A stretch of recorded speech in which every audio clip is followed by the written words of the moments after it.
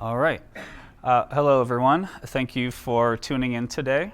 My name is Kyle Brubaker, and I will be talking through session MLR 317, that is robot trajectory planning with hybrid quantum algorithms. This work is derived from a project my teammates and I did with BMW, a team within the BMW group. And yeah, let's get started. So, what do I have for you today? Well, we'll kick it off with an introduction, which is to say we'll introduce the teams, then we'll dive deeper into a definition of the use case and how we formulated it, what are some of the difficulties with it, or why is it expected to be difficult.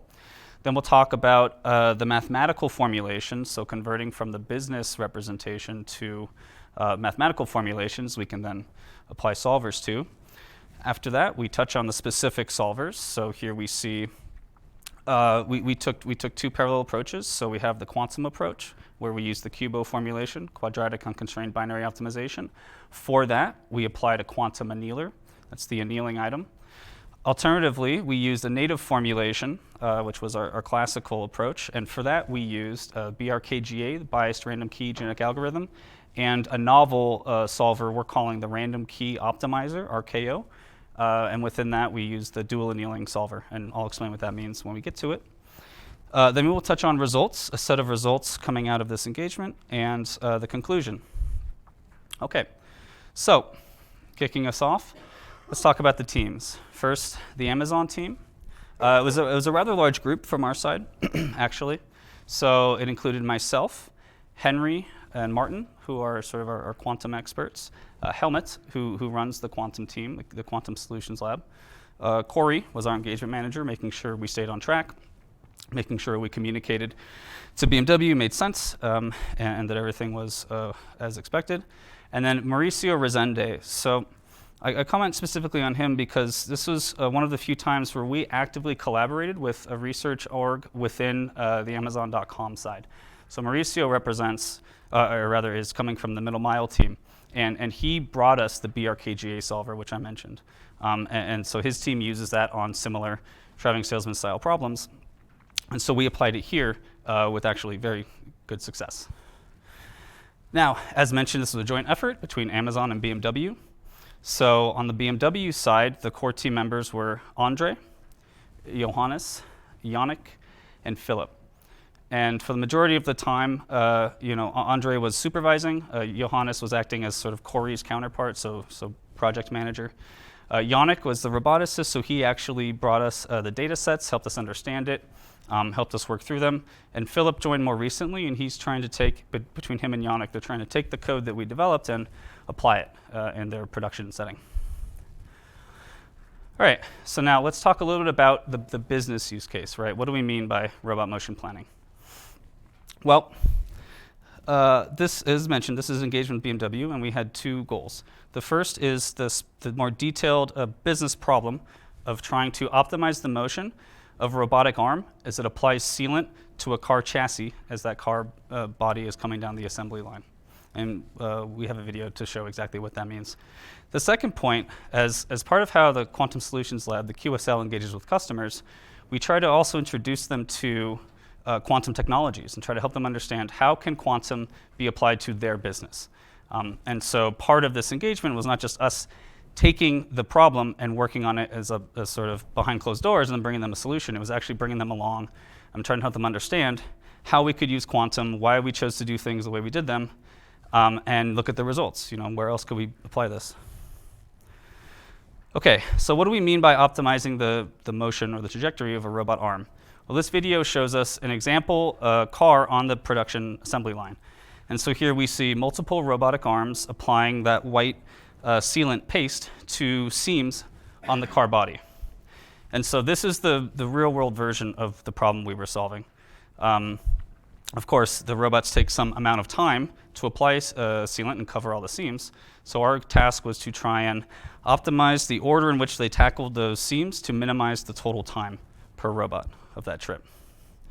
So here's a more sort of simplistic representation. So we take the real problem and we actually project from the robotic operating system, we project down from the 3D space into a 2D space. So instead of trying to figure out the full trajectory of the robotic arm, we actually just try and identify the series of points that robot should try to tackle, and in what order. So yeah, this actually is very similar to what's called the traveling salesperson style problem, where a salesperson has to hit a number of cities, and the question is, in what order should they go to these cities such that they minimize their total tour time. And of course, the goal here is, if we can find a way to robustly solve the problem and abstract it, then we can apply this to a variety of car bodies and increase the production efficiency of their production facilities. Okay, so why is this problem difficult, right? It's a well-studied problem, the traveling salesperson, that is. So why is this PVC ceiling problem difficult? Well, because it goes pretty far beyond the typical TSP, traveling salesperson style problem. Here we have multiple robots. Each robot needs its own dedicated tour, right? Beyond that, we're not just ordering seam IDs, so seam 0, seam 3, seam 2, seam 4. We have a higher dimensional representation we need to account for. So each seam will have a different PVC nozzle that could potentially be used to apply the sealant. We have other things that we'll touch on: direction of order, where they are on the linear axis, all these sorts of things. There's a variable number of seams per region on the car. So some robots maybe take more seams than others, and so that can lead to imbalance. And then, of course, BMW makes a lot of different types of cars, and each of those cars has different seam orientations and different seams that need to be tackled, and so we basically need dozens to hundreds of unique solutions, or at least a way to generate all these solutions for these different car models. So if we combine all this together, we see that actually this represents a very, very large combinatorial optimization style problem. Okay, so that's the business derivation, or the business problem we were trying to work on. How do we map that to something that can be solved via the different solvers we touched on in the introduction? Well, we had two approaches. So we have this QUBO approach, the quadratic unconstrained binary optimization, and we use that because that is amenable to quantum annealer, which is a particular type of quantum hardware, quantum processing unit. Is available on D-Wave via Amazon Braket, and is used. Shoot, I'm sorry. Could I reset this one? Okay. Okay, sorry. So, all right. So now, how do we map that business problem to a mathematical representation such that we can apply the solvers that we saw previously to it? Well, we took two forms. So the first was the quadratic unconstrained binary optimization, the QUBO approach. And we used this so we can then map that onto quantum annealing hardware, which in this case is Amazon Braket on D-Wave. The other approach is the native representation. So rather than binarize it, as we'll see, we just leave it as its original form and try to find solvers that are amenable to that. So what do we mean by QUBO? What is QUBO? How do we use it? Well, here we have a very brief introduction. So basically what QUBO is, a QUBO representation is exactly this formula that we see here. We have this Hamiltonian H as it's constituted by the X vector, your decision vector, and the Q matrix. So that Q matrix represents a definition of your system state, a sort of global definition. And that X vector represents your decision variables, right? So in this case, it's seam ID 0, yes or no, seam ID 1, yes or no, right? This sort of long string of binary outcomes. And what's nice about this QUBO model is it's nice and compact. So as long as I have my Q and I have my X's, I can evaluate and get the global energy of the system such that I can then try to minimize or maximize, but in this case, minimize the energy of that system, right? Another nice thing is that there is actually a linear term as well. So here we see XQX. What we don't also see is plus, AX, the linear terms, because these are binary variables, we can actually leverage the fact that x squared equals x, so 0 squared is 0, 1 squared is 1, and we can incorporate those linear terms into that Q matrix, keep everything quadratic, so we have this nice compact representation. So that's the general Cubo framework. How do we apply that to our specific problem of these sort of multidimensional nodes and solving them?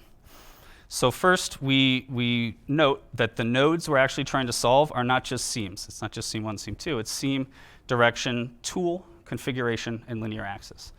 So there's multiple dimensions. They all have some number, let's say 50 seams, 2 directions, 3 tools, 5 configurations, right? That all together yields about 10 to the 4th, so 10,000 nodes, possible abstract nodes that could be visited. So we need information on the cost to go from each of those nodes to each of those other nodes. And so that's what's meant here by, we have roughly 10 to the 8 weights. So that's our distance matrix. How much does it cost to go from this node to this other node? And of course, that's dependent on the number of seams you're tackling or your problem size. But the idea is, the order of magnitude is what's important. And here we can see it grows very, very quickly. So it's not a very efficient representation. We binarize each of our variables. So in the Cubo representation, the x vector must be binary, 0 or 1. So then what we do is we say, well, OK, then our solution must be the set of 0 or 1s. And we must be able to convert that into a tour. So what we say is, if we are to visit a particular node at a time step, that gets a 1. If we don't visit that node, it gets a 0. So what we will yield is a lot of zeros and a couple of 1s. And so in the middle, we have our formula for the actual cost of a candidate tour, right? And so we see it's the sum of the internode distances, where the nodes are from previous to the next, so I to I plus 1. Where those are both 1, you add the cost of the internode distance. Everywhere else, that cost will be 0. And we sum this over all the nodes in the space, and then over all the time steps, so I, the number of seams. Because we need to account for that time, we actually have to tile our decision vector x some number of times. Let's say we have 50 seams, then we must have a decision vector for each time point. So we actually get our n is let's say 10,000 nodes times 50 seams.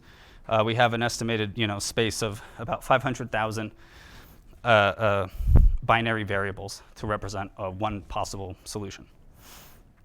Now one shortcoming or difficulty with using Cubo is this representation we see in the middle is just to get the internode distances and assess our decision on that. What is not baked into that or incorporated into that yet are constraints on the problem, right? So when we have a possible solution vector, it may well be infeasible. So for instance, in the real world setting, we must be at exactly one step, so exactly one seam, exactly once, right? So I can't be at 2 seams at once, 2 cities at once, what have you. And I also have to have 1 node per time step. So I can't go from seam 0, skip a node, so I have nothing at the next time, and then 2 nodes the next time, right? So what this means is to actually practically apply this Cubo formulation and yield potentially feasible solutions, I must incorporate additional terms into my Q matrix, my sort of representation. And that's what we see here. So here are 2 examples. And the way we do it is, for instance, on top, we add a penalty term for if you're trying to step to multiple nodes at a given time step. And that penalty term, it's similar for the one on bottom. We want to make sure we have a complete tour, so we visit every node exactly once. And so what happens is if that is violated, then this yields like a value of 1 times p. So if your p is very high, then that tells the solver, OK, this is a bad solution, and actually drives the solver away from that infeasible space. So this is how we drive the solver, because there are no constraints in the native formulation. This is how we incorporate those constraints to drive the solver to the feasible space. Great. So that's the Cubo formulation. And as mentioned, there's significant overhead in binarizing and tiling and trying to apply it to a real setting. So the question becomes, well, what are some alternatives, right? And as mentioned, a native formulation is an ideal alternative because it's actually the least overhead of any possible representation. So as we see here, right, if you want to take a problem, let's say it's TSP style problem, and you want to map it to a Cubo, then you incur that n squared overhead, but then you also have to binarize your decision, so you get 2 to the n squared. So your possible solution space you must search over is quite large, as opposed to the native formulation where it's a sequencing style problem. So all you have to do is consider 50 nodes at first and 49 and 48. And so as an example, if we consider 50 cities, then we see the QUBO formulation is beyond orders of magnitude larger. The space it has to search over is orders of magnitude larger than the native formulation. So of course, then we ask the question, well, how could we formulate this in a native, well, could we find a solver, a set of solvers, such that we could leave this in a native formulation and still solve the problem? And the answer is yes, and this is where Mauricio actually helped.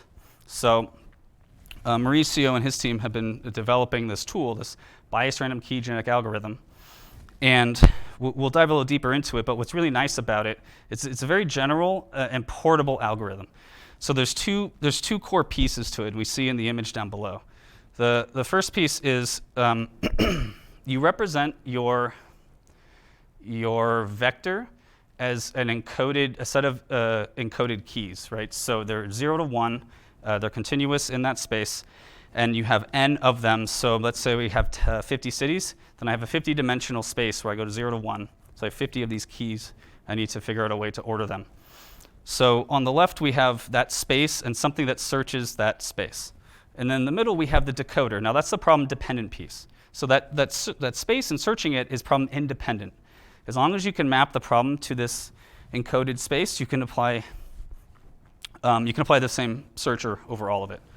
What you need to tailor is the decoder. So that, the arrow on the left, we see the X, candidate solution coming out, but it's a series of random keys. It doesn't make any sense to the solver. So what needs to happen is you map that into a sequence of seam IDs, seam 0, seam 3, seam 2. And from that, you can derive a cost. And now with that cost, you can provide feedback on what is the fitness of this proposed solution, and where do we step from there. And then that feeds back to the searcher, right? So really what's nice about this is all I have to worry about is the decoder design. The rest of the algorithm applies equally to any sort of traveling salesman style problem or any of these sequencing style problems that can be represented in this way. Okay, so let's talk a little bit about the specific solvers that we use. First, we'll talk about simulated annealing. So this was leveraging the QUBO formulation. And what simulated annealing is it's actually inspired by metallurgy. So the idea is you heat up the metal, and that allows the atoms to align and strengthen, and then as it cools, as it heats up, they become sort of more random. As you cool it, they start to align, and the metal becomes stronger, if more brittle. So the idea in simulated annealing is actually very similar. So what you do is you start the system. So you have this space that is represented by the curve. It's like your loss landscape. And your goal is to try and find the global minimum, which is the yellow dot on the right. How do you do that? Well, it becomes a question of how to search that space. And the way SA does it is you start with at a high temperature. And so what that does is it tells the algorithm, okay, you need to search more, right? So what the algorithm does is it starts kind of randomly. Let's say it starts at the green dot, and then it proposes a step to take. And that step yields a change in cost of the landscape. And you make a decision. Do I take that step, yes or no? If the cost is an improvement over your current cost, you take that step. If the cost is not an improvement, you might still take that step, but it's with a probability that's dictated by the acceptance parameter, that Q sub A variable.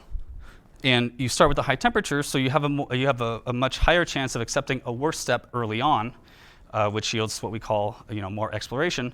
And as the temperature cools, your probability of accepting goes down, and so you start to exploit. So rather than take larger steps in the wrong direction, you search more deeply in a particular region. And so what's actually very important and valuable about that is by accepting potentially worse steps, you can get yourself out of local minima, right? So for example, if I'm at the first purple dot there on the left, a normal gradient-based searcher wouldn't move out of that space, right? And something stochastic, it might randomly find something better, but it's not as tightly, coupled to where it is.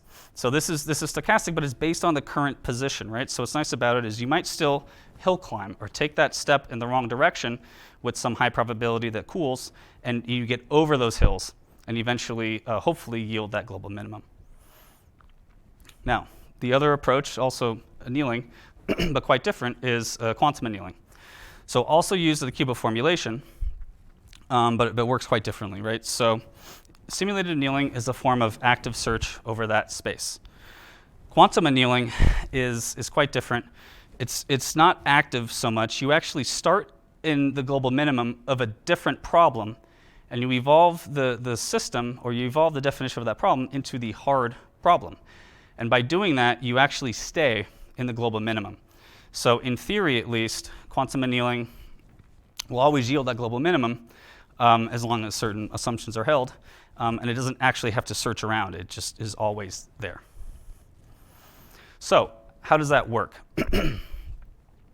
The way you do this is, in a very high level, the way you do this is your definition of the problem, your Hamiltonian, that h of tau, is made up of two pieces. You have your a of tau, which is h that weights h sub b, and your b of tau that weights h sub p. So HB is the simple problem. It's something, it's very basic Hamiltonian, it's very easy to solve. And HP is your complicated problem Hamiltonian, the actual problem that you want to solve. And so what you do is you actually start the annealer where you turn A of tau all the way up to whatever maximum that is, and B of tau is all the way down. Or tau is some fractional time step of the maximum, so it goes from 0 to 1. And as the system runs and time progresses, you actually downweight your A of tau prefactor and you upweight your B of tau such that your contribution at the end of the run is coming from your problem Hamiltonian, so the more difficult problem to solve. And according to the adiabatic theorem, if you do this slowly enough and you don't include energy from any other external factor, then you actually will yield the global minimum. So, how does this work in practice? Well, as most of us probably know, current quantum hardware is quite limited in the size of problems that it can tackle, which is to say it's limited in the number of qubits that we can use. So we can't, and also as we saw, this problem representation is quite large, right? 500,000 elements in a decision vector is quite large and is not going to fit on current D-Wave hardware, for instance. So the way we actually solve this is via what's called a tool called QBsolve. So what QBsolve does, just briefly, is you take the problem. So here we have a snippet of a data set that is just internode distances, and you slice out a small piece of that problem to what's called the subproblem, or the sub-QUBO. You then map that onto your solver, right? The let's say D-Wave, the quantum annealer, or maybe it's simulated annealing, or what have you. You get the result back. You add a local search step. Then you stitch everything back together, and you pass it another. You make a decision on where to look next. You break out another sub-QUBO. You solve that. It's an iterative process until you eventually yield, hopefully, the global optimum. So this is how we get around some of the size limitations of the current quantum annealing hardware. Okay, so let's dive a little bit deeper into BRKGA. So as mentioned previously, there's two key components here. The first is the searcher on the left, which searches the encoded 0 to 1 space, and then the decoder in the middle.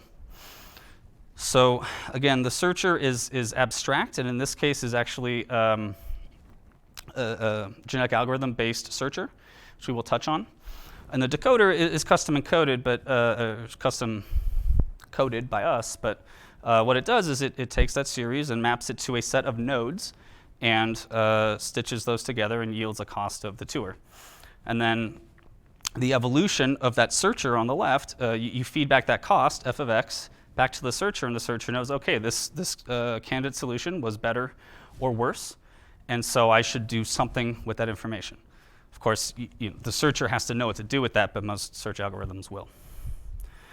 So what is that searcher in this case? It's a genetic algorithm based algorithm, but it's not a standard genetic algorithm. It's a biased random key genetic algorithm. So there's a couple tweaks based on, so in a standard genetic algorithm, you have a population of candidate chromosomes, and you blend some of them together to yield child populations, and then you step that forward, biasing towards high quality solutions. Here what we do is we bias basically everything in that process, right? So here we have a sort of cartoon representation where on the left we have our current population. And what's not at least written here is from top to bottom we have high fitness solutions going down to low fitness solutions. So we have some fractional amount, which is a hyperparameter, of the high quality solutions that we're calling the elite set or the elite solutions. And those carry through to the next population as is. Then we have the remainder of the solution pool, which we call the non-elite. And so then what we do is we take some number of parents. Let's say we have 2 parents we're going to mate together. We take one from the elite set and one from the non-elite set. Now you could have multiple parents, and that's another hyper. And you bias towards sampling from the elite set. Then you do that X in the middle is the crossover or the mating. How you do that in BRKGA is rather than just a random coin flip, you actually have a biased probability towards selecting elements of the more elite candidate, the more elite parent solution. And so what that does is it yields children in the next population who are hopefully biased towards higher fitness. And so as you push things down this higher fitness bias, you yield a higher solution, higher quality solutions faster. And then at each step you introduce some amount of mutant solutions that are just randomly generated in the hopes that, which is kind of your more exploration element to this, and in the hopes that introducing some of that randomness actually gets the solver out of local minima and pushes it towards, hopefully, global minima. Okay, so typical genetic algorithms and BRKGA, as originally written, is focused on a binary, not binary, a single set of decision values. So let's say city IDs or SEAM IDs. It's not natively equipped to handle a multi-dimensional node like what we have. But of course, that's on us as sort of the practitioner to figure out a way to encode that and represent that in the decoder. So how do we do that here? Well, it's actually relatively straightforward. So we see, for example, one candidate solution that is X, and we have, let's say we have 4 nodes we want to visit. And each node is 2-dimensional. So we have a node ID and a direction, up or down. So what you do is, depending on how many steps you expect to take, which in this case is 4 nodes, we tile that to equal the number of dimensions. So if I have n is 4 and I have 2 dimensions, my solution vector will be 8. If I have n is 50 and I have 4 dimensions, it depends on how many vocabulary size of each of those dimensions, but again, it gets up to 10,000 or what have you. So then what we do is we break down each tiled portion of the X vector, and we decode that separately. So the first section is gets mapped to a sequencing order. So the red values there get pulled and they get paired with the blue values, but then we process the red values to yield a 0, 1, 2, 3, right? So SEAM 0, SEAM 1, SEAM 2. So that tells us that's the ordering task. And so SEAM IDs are unique, so we can't have any duplicates. Then the other dimensions are handled according to whatever that necessary logic is, but typically it's some, let's say, multi-value discretization. So in this case, I have binary up or down, but it could be 3, 4, or 5 dimension unique values in that dimension. And so then what you do is you create buckets. So maybe you take the space 0 to 1 and you need 5 values. So you create 5 buckets, and then depending on where that random key falls, you yield whatever value ID of that bucket is. And so what's nice about this is actually we can, as long as we know coming into this the expected size of each of these dimensions or the vocabulary, then we can create a process by which we automatically generate the decoding, right? And so what's really nice about that is I can extend this to an arbitrary number of dimensions with effectively an arbitrary vocabulary. Okay, so our final solver, the random key optimizer with the dual annealing searcher. So as mentioned, the decoder here is the right side of this, the circled side, that is problem dependent. So if I have a known decoder, for instance, what I just reviewed, where we have, we're breaking down the key into multiple dimensions and mapping them back to the original space, then what I can do is actually take out the searcher on the left, so take out the genetic algorithm and plug in something else. And as long as that searcher is able to operate in a way such that it yields a candidate solution, X, and then can operate on feedback signal from the cost of that solution, then I can plug in anything into that purple box there. And so this is what we did. So what we used for that searcher is what's called dual annealing, so DA. And what dual annealing is it's a modified form, of simulated annealing, where you still start at a semi-random point, and you take a step, accept it with some probability if it's a worse step. But then after you take that step, you actually run a local search. So let's say it's sort of steepest descent style search. So you take a step and you end up, from the green dot, you end up at the red dot. After you took that step, you search around the red dot. And what you find is that actually you're going to yield now that second trough right in the middle where the purple dot is, because it's a gradient-based local search, right? So the idea here being that you actually should yield better finding global or better minima faster because you're following the local landscape here. And so you just do this some number of times, right?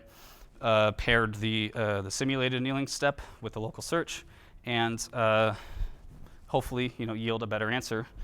And that is actually what we find. So let's touch on the results. Okay, so from the BMW team, we received a series of what we're calling benchmark data sets. We took 2 of those as our primary data sets of interest. So we took what we call the large and the extra large. So the large has 52 seams. And what's important about the large is that it's actually the most business relevant because it contains occlusions. In other words, it accounts for physical objects that could potentially block movement between seams. XL is dataset XL is 71 seams. It's the largest available. It does not contain those occlusions. These data sets are derived from robots on the assembly line, and they're projected down into the lower dimensions that we have in the data. They contain internode distances, so that's just saying this seam with this tool at this linear axis to this next seam with the other tool, there's some cost. So it's actually a time-based cost there. And as mentioned prior, there's 5 dimensions: seam, direction, tool, orientation, and linear axis. So how did these algorithms do? Well, they did quite well, right? So we can see, for instance, our 2 data sets. So if we look at the first entry there, our large benchmark, we provide a size estimate on the QUBO representations, so 6 times 10 to the 5. It's very large. We find first the greedy solver. So the greedy is our reference point. It's what BMW provided as, this is our benchmark that we need to try to beat. So for large, the greedy solver gives us about 37 seconds, just over. BRKGA, our next best, yields a solution of 33.81. RKO-DA yields 33.30. So it's the best. And that gives us a delta of 3.75 seconds, which more abstractly is about 10% improvement over the greedy baseline. And we find a similar positive result for the extra large, where RKO beats the greedy by 2.39, which is just over 3.5% improvement.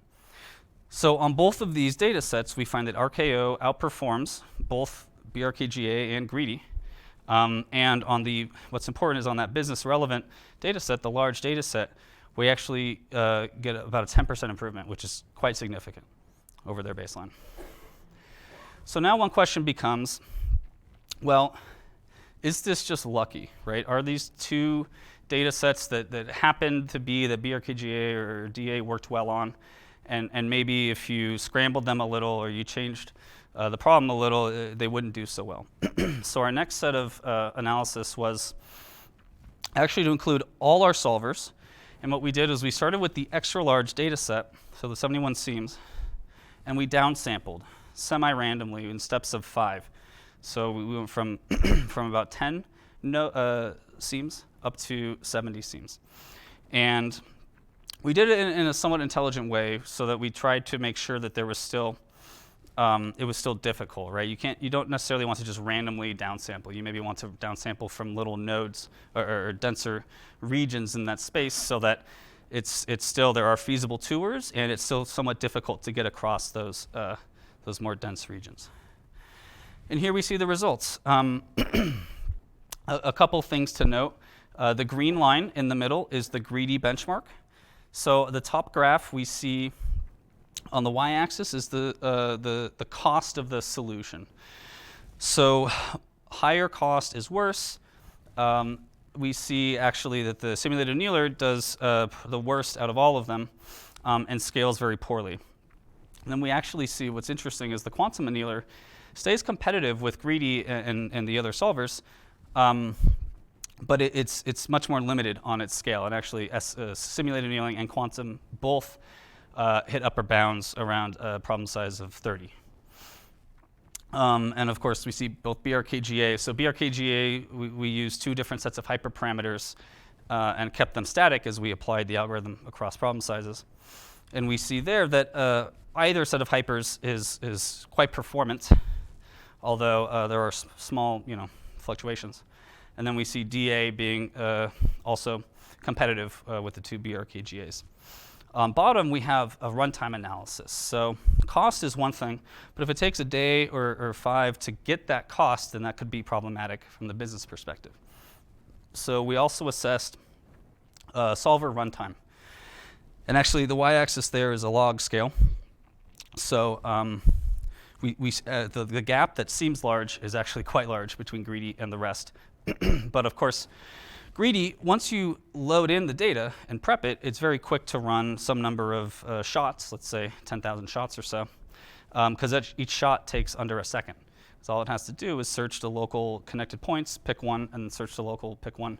It doesn't try to assess the global solution. Then we see actually as a positive sign that the dual DA, RKO DA, comes in sort of next fastest, if you will. What's also nice is that its scaling is quite good. It's not exponential or as we might expect to see from the representation, like with the quantum annealer or the simulated annealer, right? So super linear in the log scale is actually positive for us. And then we see actually. We see, man, I'm sorry, I screwed that up. Okay. So we actually, sublinear in the log space is actually quite positive for us. So then we contrast that. So BRKGA, the 2 BRKGA runs are also consistent with each other and are also have the same sort of scaling as we see with the DA. Then finally, we look at quantum and simulated annealing, where we actually see problematic scaling, right? So linear or superlinear in the log space, which yields very, very long run times on the order of days when we get to n equals 30. So yeah, what's the overall picture here is that RKO DA is competitive and actually the best in many cases, and is also quite fast. It's faster than BRKGA in the alternatives. All right, another way to assess some of these solvers is by trying to fit a curve to estimate how long it would take them to reach a certain target solution quality. So rather than letting it run to completion, you might ask, well, instead of trying to reach a target of whatever the global optimum is, 32, 33, let's see how long it takes to get to 37 or 35. And then what you do is you basically randomize the seed and you run each of these solvers, let's say 100 times, and you see how long it takes them to get to a target of 37 or a target of 35 or what have you. and then you plot it, and you can fit a curve to it such that you can try to predict with some given probability how long it would take, let's say, BRKGA on the left to hit a solution quality of 35 with a 90% probability, right? Something like that. And then what you could do is take that same 90% probability of a target of 35 and compare that value across other solvers, dual annealing, greedy, what have you. And it's a very useful comparison for solvers that are in the same ballpark with respect to runtime. That's not the case here. Actually, what we see here is BRKGA is actually much slower than RKO-DA, as we saw in the previous plot, which is both of which are much slower than greedy. So it's interesting to note, and we include this analysis for more statistical reasons, but we see orders of magnitude difference, and so there is no need really to directly compare these.